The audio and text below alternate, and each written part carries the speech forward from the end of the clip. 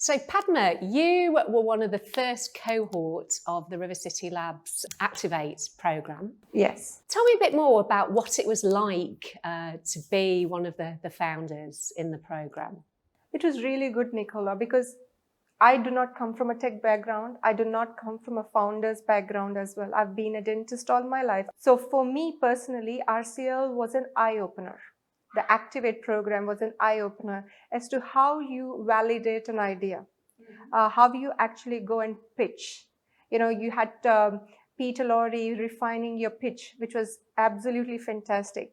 The mentors gave an insight into your business, not from an emotional perspective, but from a pure commercialization perspective. They knew what the investors wanted to hear, you know. So that kind of a guidance was really, really helpful for somebody as new as me into this world. So what made you decide to go into the crazy, unpredictable world of startup land? Great question, because I ask this question to me every day, but it's my purpose and passion that keeps me going ahead even in these uncertain times.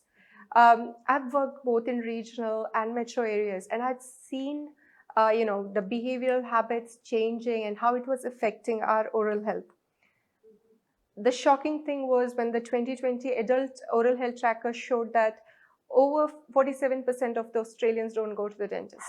On the top of that, the decay rates were rising, the gum disease rates were rising, people with tooth pain were rising. So I was like, how can we actually solve this problem?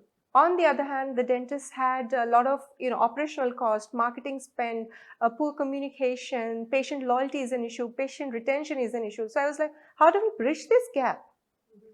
Though I was leading a very comfortable lifestyle, this question was keeping me awake at night. I'm like, how do we actually solve this issue? How do we make this entire patient-dentist relationship more seamless? So your passion, your purpose behind Smilo, tell me about that. How did you come up with this concept? We live in this developed world. We live in this beautiful country, Australia. 24 million population, and yet 47% of the people don't go to the dentist. In the US, more than 40%, less than 40% go to the dentist.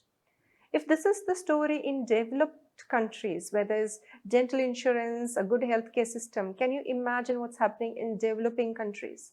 India is one of the biggest producers of dentists in the world, with a lot of universities, thousands and thousands of dentists coming out, graduating every year. But yet, only 8 to 10% of the people go to the dentist. Whenever you are in pain, you would probably go to the dentist. Going to the dentist is a privilege.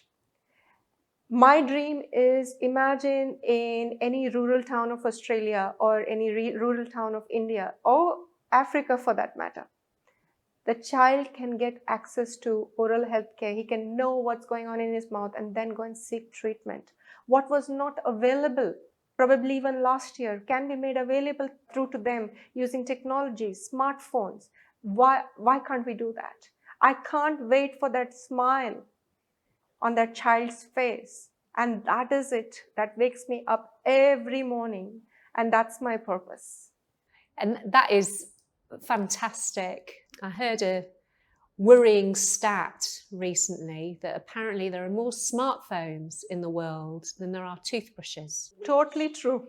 Which is very concerning, really. So look, you can use that for two reasons. Either we say it's concerning, or we use it as an opportunity to reach more people, to educate more people. You have different websites and they throw so much information about you, but we are all in this world because of the smartphones. We're living in that small phone world of ours, and we all want personalized care.